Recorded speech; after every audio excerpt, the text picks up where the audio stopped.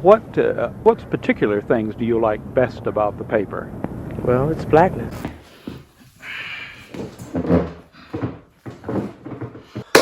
Let's do it.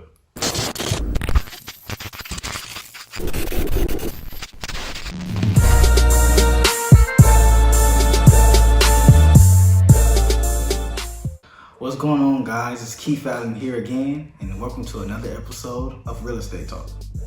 Now, before we get started, let's address the elephant in the room. Yes, I did cut my hair, but don't worry about my small head, bald head.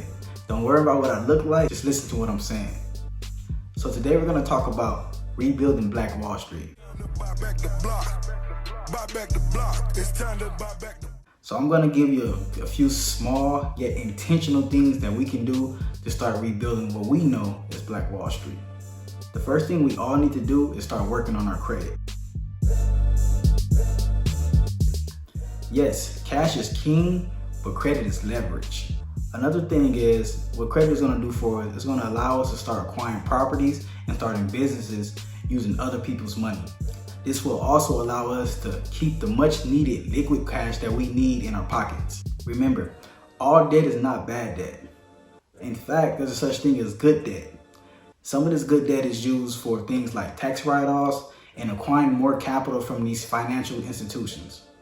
Now remember, your 700 plus credit score means nothing if you're not going to do anything to build any type of generational wealth.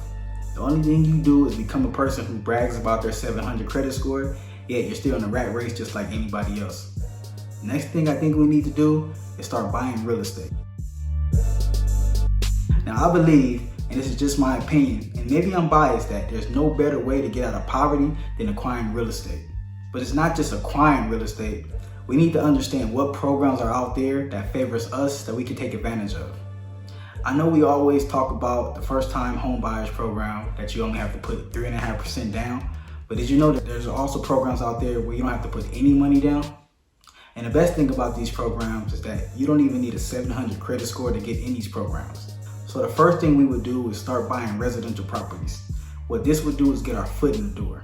Then after some time, you acquire what we call equity that you earn just from paying your mortgage on time, which you were going to do anyway. Always remember that you're in the business of real estate anyway, whether you like it or not. You just get to decide what side you want to be on.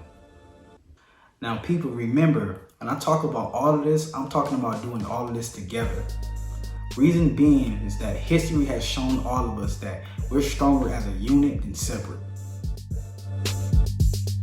Okay, so now we've acquired a few residential properties using the programs that we took advantage of, and now we have equity in the home. What do we do now? So we take the equity that we got and we start buying commercial properties and creating businesses.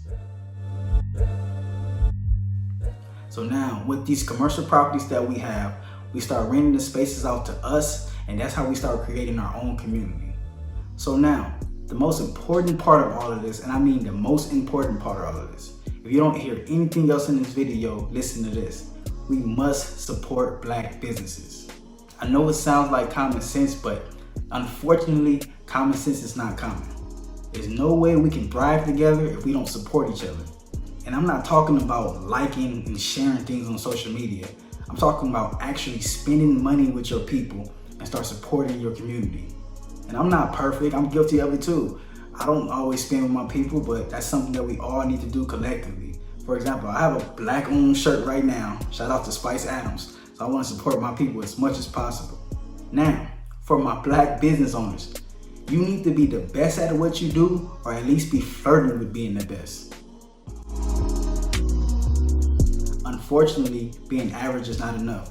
So if you know that your product or service or whatever you're selling is not up to par, do not offer it until you feel it's up to consumer standards. Did you know that the original Black Wall Street had its own banks, grocery stores, hotels, luxury shops, real estate agents, barbers, or anything else you can think of?